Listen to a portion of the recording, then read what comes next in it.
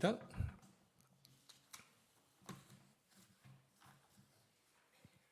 구약성경 95페이지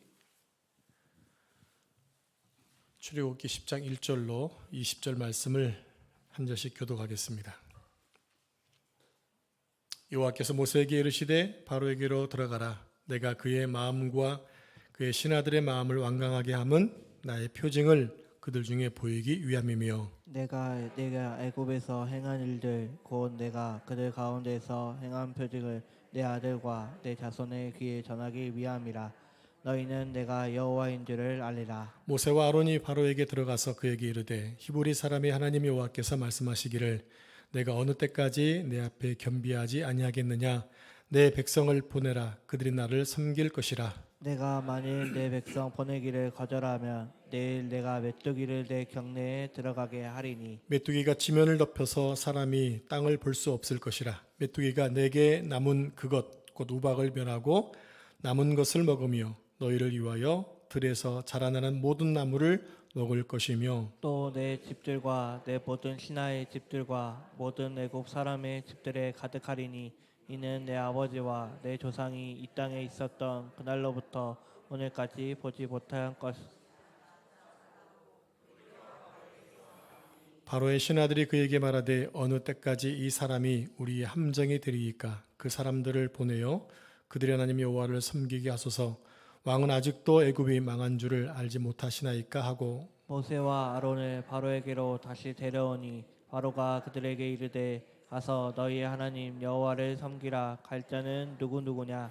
모세가 이르되 우리가 여호와 앞에 절기를 지킬 것인즉 우리가 남녀노소와 양과 소를 데리고 가겠나이다. 바로가 그들에게 이르되 내가 너희와 너희의 어린 아이들을 보내며 여호와가 너희와 함께함과 같으니라. 보라, 그것이 너희에게는 나쁜 것이니라. 그렇게 하지 말고 너희 장정만 가서 여호와를 섬기라. 이것이 너희가 구하는 바니라.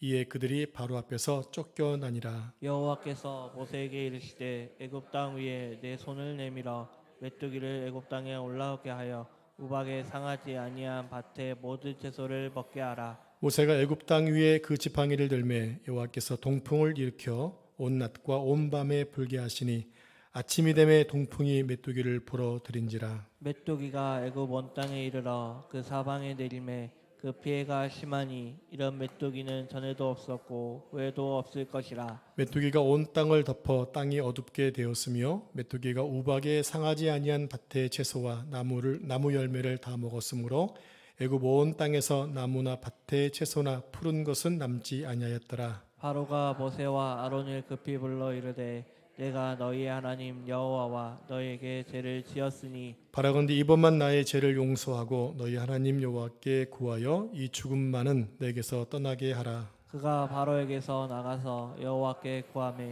여호와께서 돌이켜 강렬한 서풍을 불게 하사 메뚜기를 홍해에 몰아넣으시니 애굽 온 땅에 메뚜기가 하나도 남지 아니하니라. 그러나 여호와께서 바로의 마음을 완악하게 하셨으므로 이스라엘 자손을 보내지 아니하였더라. 아멘.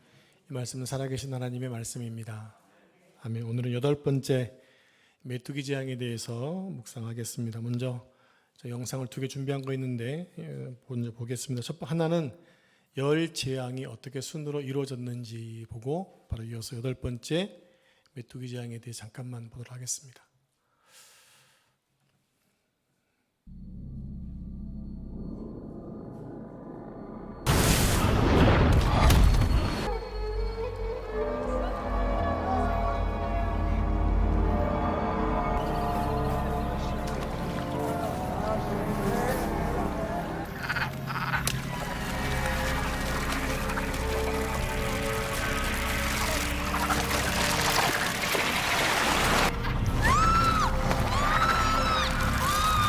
실감나죠?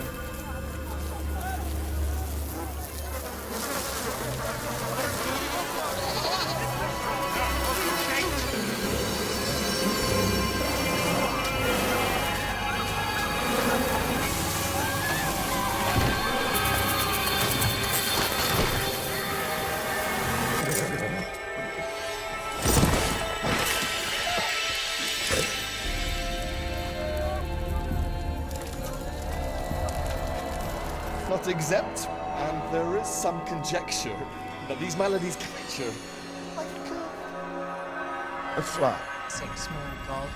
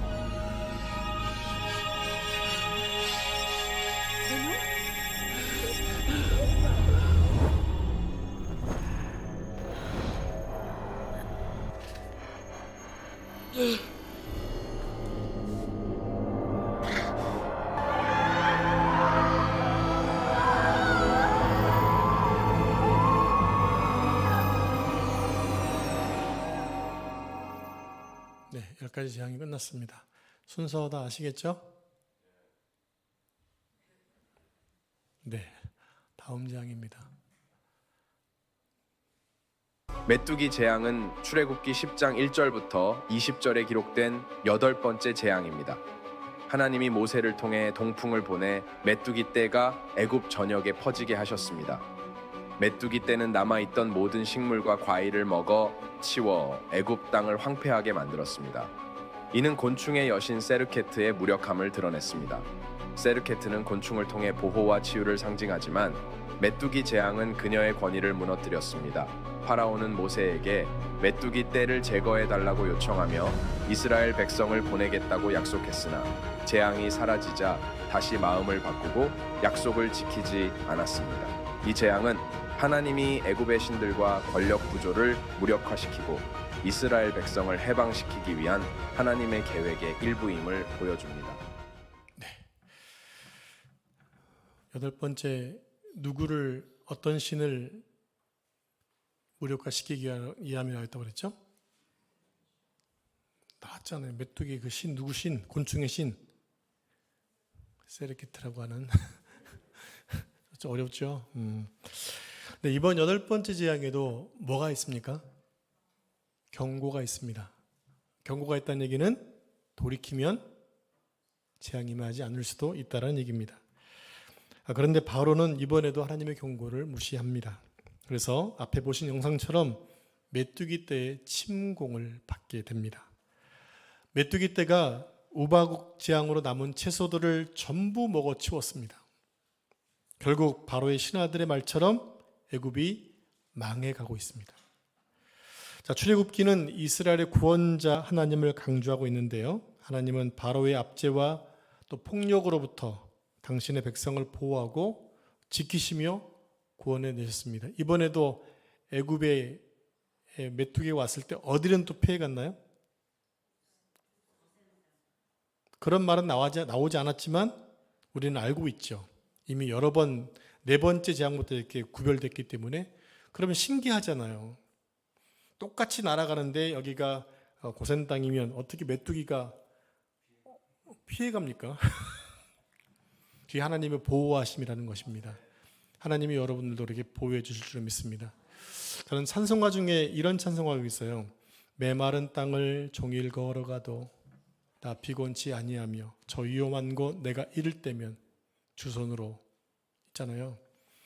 바위에 숨어 있는데 적군이 그 바위를 포위해 버리면 결국 내가 어떻게 됩니까? 들통나게 되지만 그때 하나님이 다 가려놓으시면 안 보인다라는 거예요.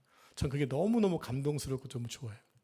하나님이 지금 애굽 전역에 한 번도 본 적이 없는 메뚜기가 지금 몇 마리인지 안 셔봐서 모르겠는데 엄청나게 많은 메뚜기가 땅에 덮었다고 하니까, 그런데 고생 땅만큼은 피해 갔다고 하는 거예요. 그게 하나님의 보호하심이라는 거죠. 그 하나님이 여러분들에게 지켜주실 줄은 믿습니다. 그런데 우리는 거듭되는 재앙을 통해서 하나님의 또 다른 모습을 보게 됩니다.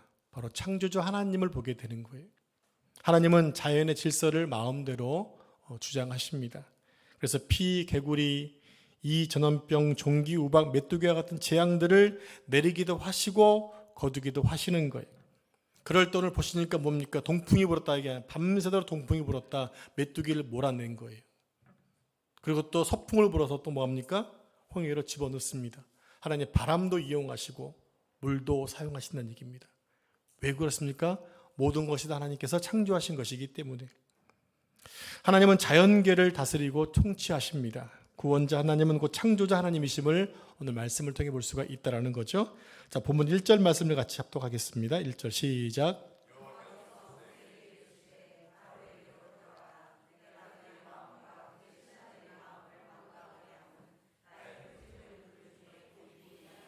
네, 1절 말씀을 자세히 보시면 바로의 마음을 완강히 하신 이유가 나옵니다.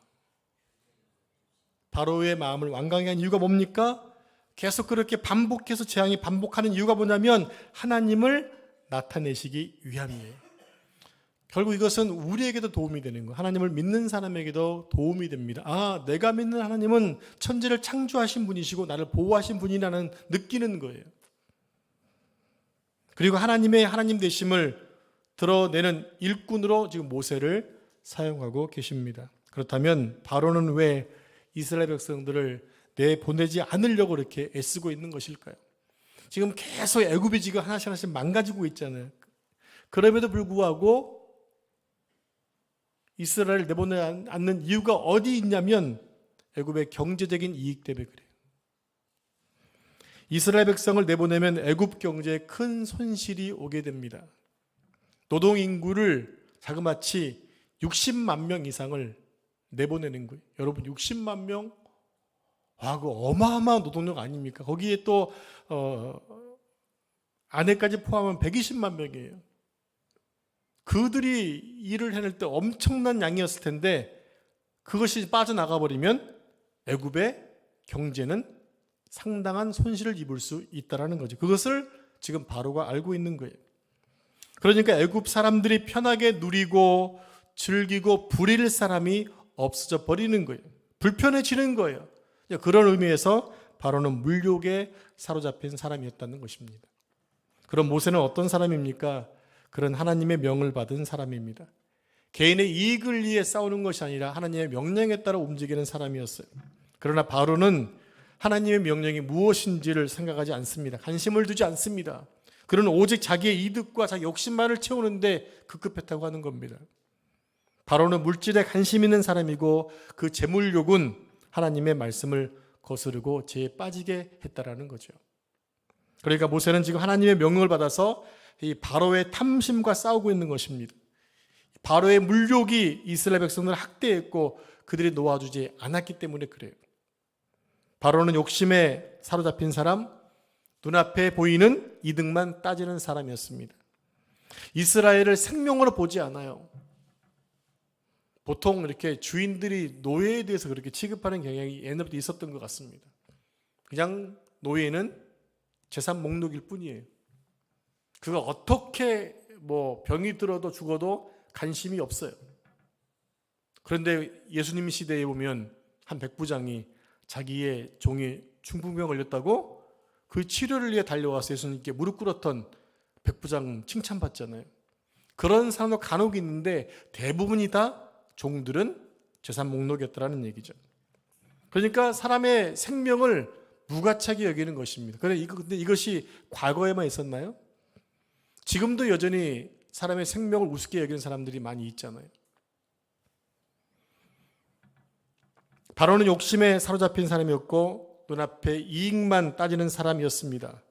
그래서 약속을 했다가도 반복하고 보내준다고 했다가도 마음을 바꾸는 아주 속물 인간이었습니다. 오늘 우리가 싸워야 할 대상도 바로와 같은 인간입니다. 물욕에 또 욕심에 이득에만 사로잡혀 있는 인간입니다. 바로는 재물에 사로잡혔기 때문에 약속도 신의도 믿음도 헌신짝처럼 버리는데 아주 그냥 도사였습니다. 오늘날도 이런 사람들 때문에 우리 사회가 얼마나 많이 힘든지 모릅니다. 돈이라면 양심도 팝니다. 사람의 생명을 너무나 경시합니다. 그런데 오늘 바로 같은 사람이 누구일까요? 오늘날에 바로와 같은 사람이 누구일까요? 그런 사람은 다른 사람이 아니라 우리 자신일 수도 있다는 겁니다. 변화되지 않는 자기 자신, 거듭나지 않는 우리 자신입니다. 오늘 우리가 싸워야 할 바로는 물욕에 사로잡혀 있는 우리 자신입니다. 내가 바로일 수 있다는 거예요.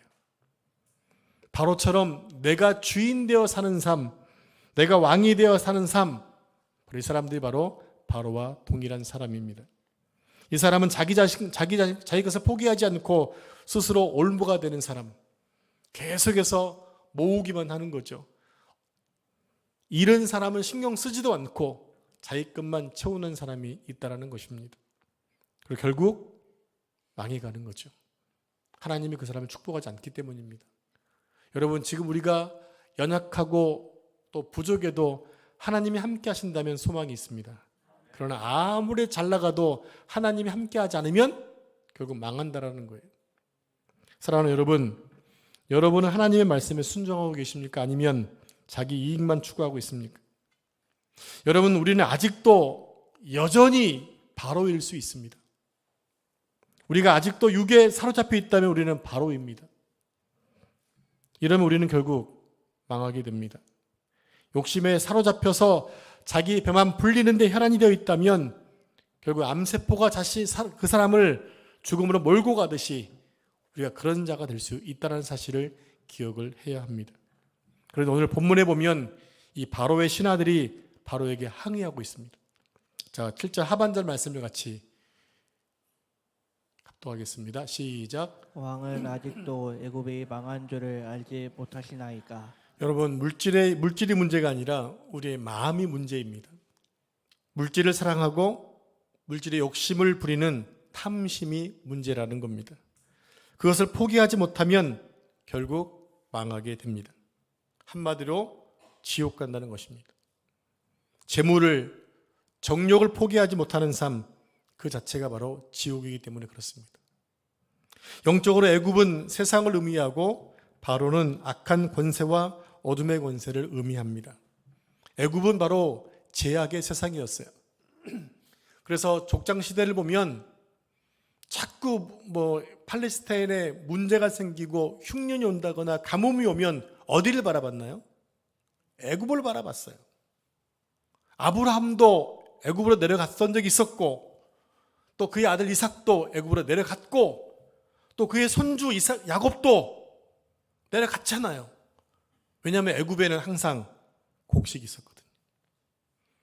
나일강 삼각주에 나오는 그 물량이 어마어마했습니다. 다른 곳은 식량이 떨어져도 애굽에는 끓이지 않고 있었어요. 그러니까 애굽은 언제나 이스라엘들의 백성들한테는 언제나 파라다이스였던 거예요. 거기는 굶주림이 없어요. 바로 그것이 세상이더라는 것입니다. 그리고 바로는 그 지옥의 권세입니다. 왕은 아직도 애굽이 망하는 줄을 알지 못하시나이까? 따라서 이 말은 모세와 바로의 대결은 의인과 악인의 대결이고 하나님의 사람과 물욕에 사로잡힌 자와의 대결이라는 것을 볼 수 있어요. 이 대결에서 누가 이깁니까? 모세가 이깁니다. 의인이 이깁니다. 하나님의 사람이 승리합니다. 왜 그렇습니까? 하나님이 이쪽 편이거든요. 하나님이 이쪽 편이니까 이기는 거예요. 하나님은 하나님의 사람 모세가 애굽 제국의 왕 바로를 이깁니다. 여러분, 처음에 하나님의 부름 받았던 모세가 애굽에 안 들어가려고 그랬잖아요. 왜냐하면 알거든요. 바로의 권세를 알고 바로의 병력을 알고 애굽의 그 힘을 알기 때문에 자기 나이 80이 넘었고 이미 40세 때 실패했던 그 40년 동안 계속 움츠려했던 그기 때문에 애굽에 들어간다는 건 말할 수 없는 두려움이었어요. 그런데 하나님의 보내심 받고 가니까 이제 애굽의 바로 왕이 또 그 백성들이 모세를 신처럼 여긴다는 거예요. 왜 그런 일이 생기냐면 하나님이 모세와 함께하기 때문입니다. 여러분, 우리 생애에 정말 중요한 게 있어요. 하나님이 내 편이신가? 여러분 자신 있으십니까? 그건 내가 자신 있고 없고가 아니죠. 하나님이 나한테 계시냐 안 계시냐니까. 중요한 것은 하나님이 내 편이 되시기 때문에 내가 이길 수 있다는 사실입니다. 세상은 여전히 강력해요. 세상은 여전히 골리앗처럼 대단합니다. 그 권세가 끊어진 게 아니에요. 근데 우리가 은혜를 받으면 세상을 이길 수 있는 믿음이 생기고, 우리가 믿음으로서 우리가 성령으로 충만하면 하나님이 내 편은 사실 알기 때문에 두려움이 없어지는 거예요. 그게 우리에게 있는 능력이에요. 하나님의 사람 모세가 애굽의 바로왕을 이겼는데, 아니 실은 매번 이겼잖아요. 첫 번째 피제왕부터 시작을 해서 계속해서 모세가 이깁니다. 바로가 완전히 KO 안 된 것뿐이지 매 순간 졌습니다. 이제 그 승리의 선언을 누가 하고 있습니까? 바로의 신하들이 하고 있어요. 바로왕이여, 지금 애굽이 망하고 있는 게 안 보이십니까? 당신 때문에 애굽이 지금 망하게 생겼습니다라는 거예요. 하나님의 사람이 세상 물욕에 사로잡힌 자를 이겼습니다. 그러면 우리도 우리 속에 있는 옛사람을 이기고 거듭난 사람이 되어져야 됩니다. 하나님의 사람은 반드시 승리하기 때문입니다. 자, 우리 함께 요한 1서 5장 4절 5절 말씀 한 절씩 교독하겠습니다. 무릇 하나님께로부터 난 자마다 세상을 이기느니라. 세상을 이기는 승리는 이것이니 우리의 믿음이니라. 예수께서 하나님의 아들이심을 믿는 자가 아니면 세상을 이기는 자가 누구냐? 아멘. 사랑하는 성도 여러분, 여러분은 하나님께 속해 있습니까? 여러분은 하나님의 소명을 따라 일하고 계십니까? 여러분은 예수 그리스도 안에서 새로운 존재가 되셨습니까? 이 질문에 모두 아멘이라고 답하셨다면 여러분 분명 승리하실 겁니다. 세상의 물욕에서 또 세상의 유혹에서 악한 권세로부터 반드시 승리하게 될 것입니다. 자, 오늘은 메뚜기 재앙을 살펴보겠습니다. 여러분, 메뚜기 한두 마리가 있을 때는 그것을 무서워할 사람 없죠. 메뚜기가 한두 마리 있을 때 그것을 두려워할 사람 없습니다. 혹시 메뚜기 잡아온 여성분들 계시나요? 아, 목문사님, 뭔 가능하실 것 같아요. 또 여성분들 가운데 메뚜기를 잡아오신 분 계십니까? 아, 네, 많이 계시네요. 이미라 권사님은 잡아봤습니까? 혹시 드시기도 해보셨나요? 아, 메뚜기 이렇게 튀겨서 팔잖아요. 그 정도는 아니세요? 어디 뷔페 가면 메뚜기 있는데. 네. 혹시 여자라면 징그러워서 못 잡을 수 있지만 메뚜기 한두 마리는 무서워서 피하는 사람은 없다라고 하는 거예요. 그런데 그 메뚜기가 수백만 마리, 수천만 마리가 되어서 하늘을 덮고 땅을 덮을 때는 문제가 달라집니다. 메뚜기 한 마리가 먹는 양은 아주 작습니다. 그런데 수백만 마리가 달라붙을 때는 남는 게 없다라고 하는 거예요. 오늘 본문 5절 상반절에 보면 메뚜기가 지면을 덮어서 사람이 땅을 볼 수 없을 것이라고 했습니다. 메뚜기가 땅을 덮어버리니까 발 디딜 틈이 없는 거예요. 바닥이 안 보이는 거예요. 저는 실은 좀 어릴 때는 메뚜기 재앙이 참 무섭다고 느꼈거든요. 근데 지금 우리가 거의 못 보고 살잖아요. 메뚜기가 지금 거의 뭐 때가, 근데 저쪽에 아프리카 같은 데는 여전히 메뚜기 떼가 창궐하고 있다고 하더라고요. 그러면 가뜩이나 못 사는데 메뚜기가 지나고 나면 여전히 계속 힘들어지는 거, 거기는. 마치 저주받은 땅처럼 안타까운 일이죠. 자, 그렇다면 이 메뚜기 재앙은 어떤 특징을 가지고 있을까요? 두 가지만 살펴보겠습니다. 첫 번째로 교육적 효과를 주고 있다는 것입니다. 여러분, 재앙이 애굽에 왜 계속 반복되고 있습니까? 두 가지 목적 때문에 하나님은 재앙을 반복해서 내리고 있습니다. 첫 번째는 하나님을 알리는 거예요. 자, 본문 1절, 2절에도 나타나 있죠? 내가 여호와인 줄을 알리라. 여러분, 성경을 앞으로 보실 때 내가 여호와의 힘을 알지다. 이 라인 제가 언더라인하고 무슨 색? 까먹으셨네요. 별로 목사 말을 별로 안 들으시는구나. 신경을 별로 안 쓰시는구나. 설교할 때 잘 안 들으시나 봐요. 그죠? 제가 빨간 언더라인 하는데 무슨 색이라고 그랬어요? 무슨 형광펜? 잘 안 들으시는 거야. 제가 분명히 노란색 칠하고 그랬는데. 그냥 제 성경책 그렇게 있거든요. 그러면 딱을 탁 보면 눈에 확 들어오기 때문에 그렇게 책을 보라고 입장에서 보라고 말씀을 드렸거든요. 다시 한번 내가 여호와일지만 알지이다 하는 것에 어떻게 빨간 언더라인을 치시고 노란색 형광펜으로 쫙 그시라고요. 그게 의외로 많이 나옵니다. 오늘 본문에서도 내가 여호와인 줄을 알게 되리라. 하나님의 목적이 그거예요. 우리의 기적을 베푸심도 그거고요. 적들을 심판하심도 그런 목적이십니다. 하나님의 능력이 드러나는 게 원하는 거예요. 욕심장인 것 같죠? 근데 하나님은 창조주시기 때문에 충분히 우리에게 요구할 수 있다는 얘기입니다. 하나님을 알게 하는 것, 하나님의 능력을 나타내는 것이 재앙을 내리시는 목적이었습니다. 또 하나의 목적은 본문의 2절에 나옵니다. 2절 말씀과 잡독하겠습니다. 시작. 애굽에서 행한 일들 곧 내가 그들 가운데 너희는 내가 여호와인 줄을 알리라. 네, 재앙을 반복하신 두 번째 이유, 내 아들과 내 자손의 귀에 알게 하기 위해서. 교육적인 효과죠. 다시 말해서 교육 때문에 이스라엘 후손들과 다음 세대 신앙 때문에 이 재앙을 반복하셨다는 겁니다. 여기서 우리는 하나님의 교육적인 열정을 볼 수가 있습니다. 하나님은 어떤 사건을 일으킬 때마다 당대만이 아니라 그의 후손들에게도 계속해서 염두에 두시고 그것을 기억하고 증거하라고 또 기념하라고 말씀하고 있습니다. 오늘날 우리가 이번 주에 성만찬 하겠지만 성만찬 하는 이유가 어디 있나요? 주님이 말씀하셨어요. 기념하라고 하셨거든요. 내가 올 때까지 기념하라. 그런 것처럼 우리에게 계속 교육을 해주시는 거예요. 자, 특별히 하나님의 교육열을 강조하고 있는 것이 있습니다. 신명기 6장입니다. 여러분 쉐마라고 아시죠? 들으라. 한번 보겠습니다. 6장 6절로 9절까지 말씀을 한 절씩 교독하겠습니다. 오늘 내가 내게 명하는 이 말씀을 너는 마음에 새기고 내 자녀에게 부지런히 가르치며 집에 앉았을 때든지 길을 갈 때든지 누워 있을 때든지 일어날 때든지 이 말씀을 강론할 것이며 너는 또 그것을 내 손목에 매어 기호를 삼으며 내 미간에 붙여 표로 삼고 또 내 집 문설주와 바깥문에 기록할지니라. 네, 이 말씀 쭉 보면 하나님의 교육열은요 단 1초도 틈을 주지 않습니다. 한번 보실까요? 하나님 말씀을 가르치는데 내 때를 얘기합니다. 내 때. 네 번의 그 상황을 설명하는 거예요.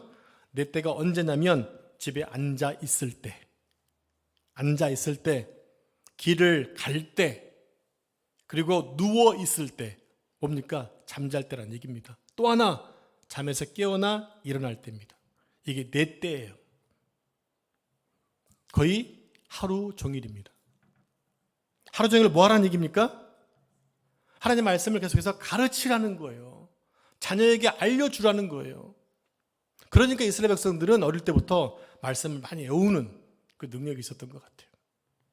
자, 그것도 모자라서 잘 보이는 곳에다가 말씀을 붙여놓고 고개를 숙이고 고개를 들고 뭐 앉아있든지 뭐 하든지 간에 그 말씀을 주목하라고 말씀하고 계세요. 그만큼 강조하라는 거예요. 여러분, 올해 받으신 축복의 말씀 어디다 붙여놓으셨나요? 붙여놓으시긴 하셨죠? 혹시 깜쳐놓은 건 아니시죠? 제가 불시에 신방을 가가지고 근데 저희는 현관문에 딱 붙여놨습니다. 눈높이에 딱. 그래서 나갈 때마다 그 말씀을 한번 보고 가도록 효과가 좀 있는 것 같더라고요. 그래서 여러분들 가장 잘 보이는 것을 붙여놓고 여러분 계속 보세요. 그러면서 말씀이 지금 성취되고 있나를 좀 보시라고요. 여러분 사모하고 여러분 원해야 돼요. 하나님 은혜를 계속 우리가 간구하고요. 은혜를 사모해야 된다고요. 그렇게 사모할 때 오면은 아는 거예요. 근데 관심이 없으면 오든 말든 관심이 없으면 이게 하나님의 은혜인가 모를 때가 많아요. 자, 제 생각에 만약 이렇게 예를 들어 가지고 앉았든지 길을 갈 때라든지 누웠든지 깨어 일어났을 때 공부하면 어떨까요? 다 어두운 생이 될 것 같지 않습니까? 이렇게 공부하는데 성적이 안 오르는 것이 기적이죠. 우리나라 부모님들 상당히 교육에 상당히 극성 맞습니다. 아이들을 꼼짝 못하게 합니다. 학원으로, 과외로 앉으나서나 공부합니다. 너무 높은 교육열 때문에 이 공교육이 무너질 위기에 있잖아요. 그래서 우리 아이들이 중고등학교 다닐 때 그랬다는 거야. 들어보면 야, 이거 배웠지? 네, 통과. 이거 배웠지? 누가 안 갔대. 아니, 근데 문제가 뭐냐면 사교육을 받을 형편이 안 되면 못 받는 얘기 못 하니까 그냥 넘어가는 거예요. 그게 요즘에 공교육이에요. 그러니까 사교육을 안 할 수가 없는 거예요. 그지, 체리나? 그지? 그래서 얘기하잖아요. 너무 높은 교육열 때문에 이 공교육이 죽어버리면 안 되는데 공교육이 죽어버렸어요. 그래서 조기 유학, 원조 출산까지 이루어지는 세대가 지금 작금의 세대가 아닙니다. 여러분들 기회가 되시면 우리 하고 싶으시죠? 솔직히 지금 문제란 얘기입니다. 여러분, 교육열이 높은 것은 좋은 것입니다.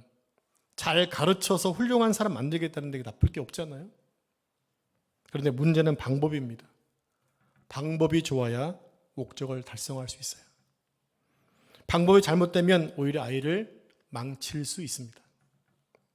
하나님은 어떤 방법으로 가르치고 계시나요?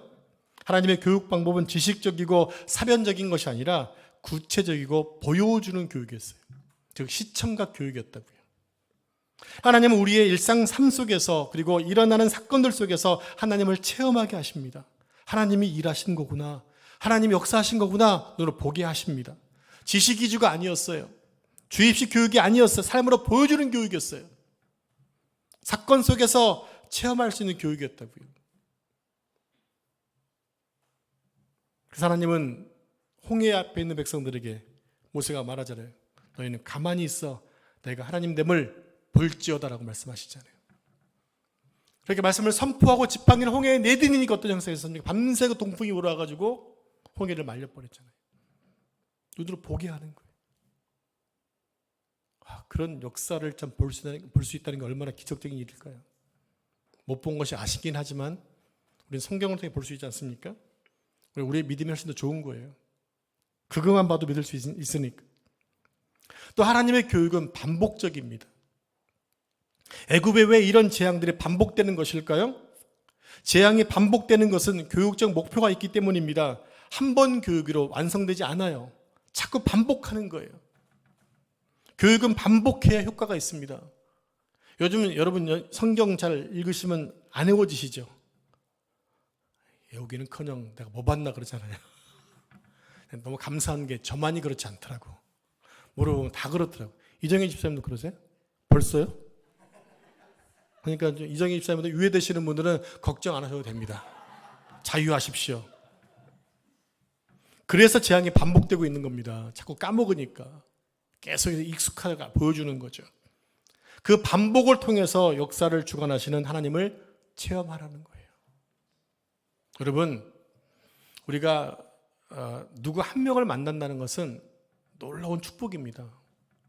하나님을 잘 믿고 믿음의 길 열심히 사신 분을 만나는 것은 큰 축복이에요. 왜냐면요, 나는 내 나름대로의 하나님 만난 체험이 있지만 또 상대방은 하나님, 그 상대방의 환경에 따라 하나님 만난 부분이 있잖아요.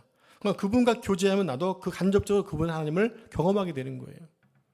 그러니까 공동체 너무 중요하다는 거예요. 근데 이 공동체 안에서 서로 못 잡아먹으면 큰일 나겠죠. 그럼 그 축복을 잃어버리는 거예요. 자, 여러분들은 여러분 자녀들을 어떻게 교육하고 계십니까? 삶으로 보여주지 못하는 교육이라면 추상적이 되고 맙니다. 하나님의 말씀들을 부모님들의 삶 속에서 사건화되어져야 돼요. 하나님 말씀이 또 보여져야 그것이 실제적인 교육이 된다는 거예요. 우리 아이들로 하여금 우리 부모님이 어떤 문제가 생길 때마다 원망하고 막 그냥 원망하는 그런 소리, 불평하는 소리를 듣게 하느냐, 아니면 골방에 들어가서 그 문제를 놓고 기도하게 하는 것을 보게 하느냐. 하늘과 땅 차이입니다. 우리 아이들이 부모님의 삶을 하여금 보게 해야 돼요. 어떤 문제, 환란이 오더라도 믿음의 사람이니까 하나님의 뜻이 있겠지라고 선포 함께 기도하자라고 하는 것과 그냥 눈물 콧물 빠뜨리고 막 원망하고 있는 것과 차이가 있지 않을까요? 그런 것들을 삶 속에서 보여주셔야 한다는 얘기입니다. 부모의 행동 하나하나 말 한마디가 별거 아닌 것 같지만 누적되면요, 그게 걔들한테는 진리가 돼버릴 수도 있어요. 하나님은 재앙을 내려도 후대의 교육을 염두에 두셨어요. 마찬가지로 우리 부모들의 행동 하나 말 하나가 자녀 교육을 염두에 두는 그런 삶이 된다면 좀 더 조심하지 않을까요? 내 말 한마디도 조심할 거고 행동도 조심하겠죠. 애들이 보고 있다는 것 생각한다면. 지금도 늦지 않았습니다. 여러분, 다음 세대를 생각해 주시기 바랍니다. 내 당대도 중요하지만 다음 세대 더 중요합니다. 그래서 가장 큰 농사가 무슨 농사라고 그러죠? 그거잖아요. 하나님은 출애굽 1세대뿐만 아니라 출애굽 2세대, 3세대, 앞으로 가나안 땅에 살 모든 세대를 바라보시고 이 말씀을 좀 주고 계시다는 것을 기억해야 됩니다. 지난주에 한 가정에 한 부부가 한 가정에 등록을 했어요. 제가 딱 한 번 본 것 같더라고요. 그랬더니 올 초에 한 번 오셨대요, 교회를. 그리고 어떤 연인지 못 나오시다가 지난주에 등록을 딱 하셨어요. 만나보니까 이 남편분이 3대째인 거예요. 모태신앙인 거죠. 그러니까 기본적인 뭐가 돼 있더라고요. 그리고 그 딸은 이제는 4대째가 되는 거죠. 부러우신가요? 시간 가면 또 돼요. 시간 가면. 지금 나 때가 1대 2대라고 해서 낙심할 것이 아니라 내 후손들을 잘 양육하면 그들도 10대까지 갈 수 있어요.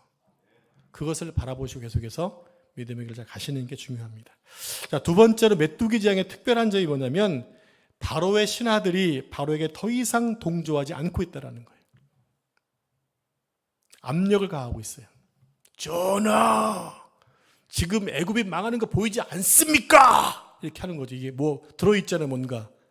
그런 감정이 들어있어요. 그 다음에 7절 말씀을 같이 합독하겠습니다. 시작. 바로의 신하들이 그에게 말하되 어느 때까지 이 사람이 우리의 함정이 되리이까? 그 사람들을 보내어 그들의 하나님 여호와를 섬기게 하소서. 왕은 아직도 애굽이 망한 줄을 알지 못하시나이까 하고. 이렇게 평이하게 읽으면 이 느낌이 안 나잖아요. 여러분들이 지금 신하로 생각하시고 제가 바로로 생각하시고 지금 다시 한번 읽어보겠습니다. 시작. 바로의 신하들이 그에게 말하되 시작.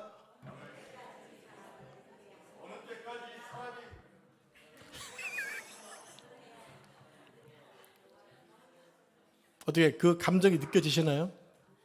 지금 바로의 신하들은 그냥 참고 있는 거예요. 참고 있는데 더 이상 놔두면 아예 망할 것 같아요. 그럼 바로만 망하는 게 아니잖아요. 자기뿐만 아니라 자기 가족도 다 망하는 거 아닙니까? 여러분, 10가지 재앙에 등장하는 바로의 신하는 두 종류입니다.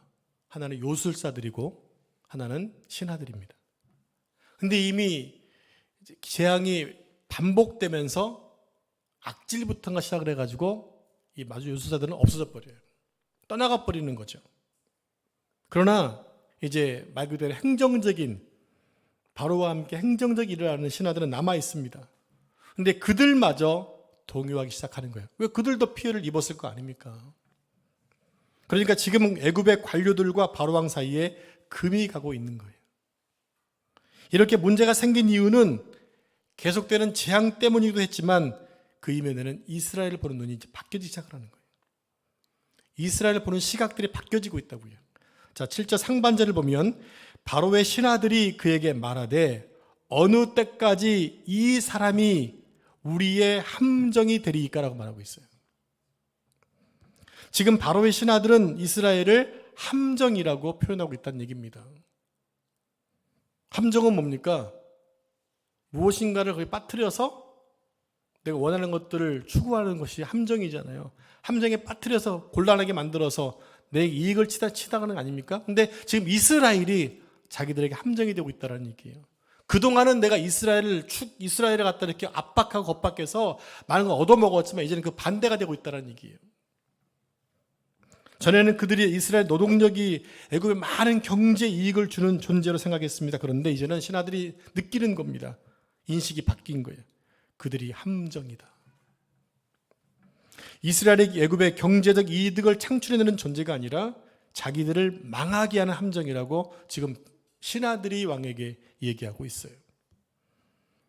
성도 여러분, 오늘날 이 시대의 함정은 뭘까요?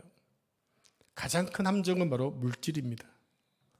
물질이 우리의 함정이 될 수 있습니다. 그래서 예수님도 말씀하시기를 재물과 하나님을 겸하여 생길 수 없다라고 말씀하세요. 그만큼 만문신은 강력하다라는 거예요. 여쭤볼게요. 여러분 가운데 돈 싫어하시는 분 계세요? 이런 돈만 보면 여러분 혐오스럽고 돈만 보면 막 무서워요? 아니잖아요. 제가 언제가 말씀드렸죠.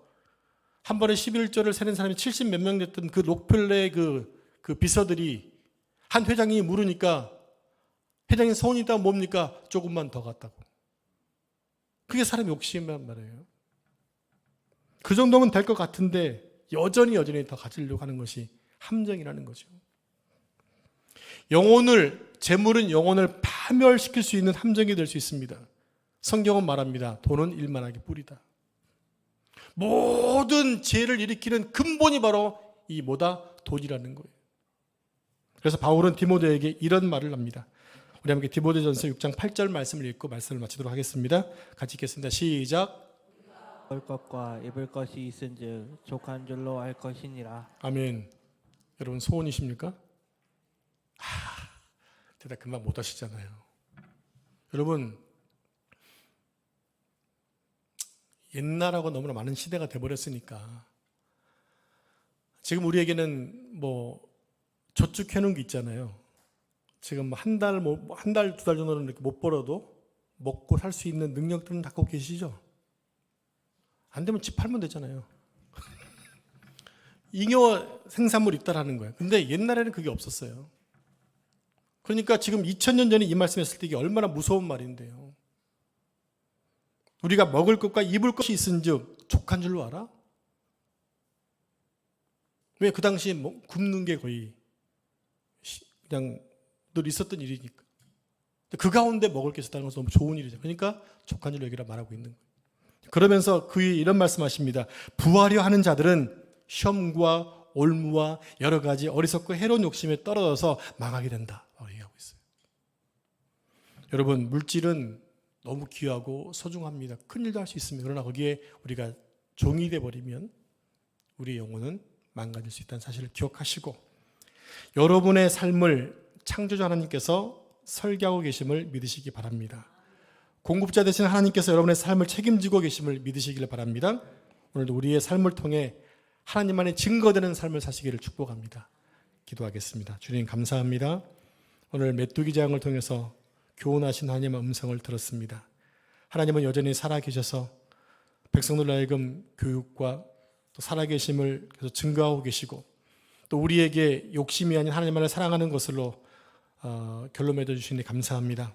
이 시대를 살아 우리 모두에게 하나님 말씀에 순종하게 하시고 하나님의 살아계심을 증거하게 하시고 우리 삶 속에서 오직 주님만을 주인 모시고 살아갈 수 있도록 축복해 주옵소서. 함께 기도할 때 우리의 기도문을 열어주시고 주님 만나는 복된 시간 되게 하여 주옵소서. 이 모든 말씀 존귀하신 예수님의 이름으로 기도합니다. 아멘.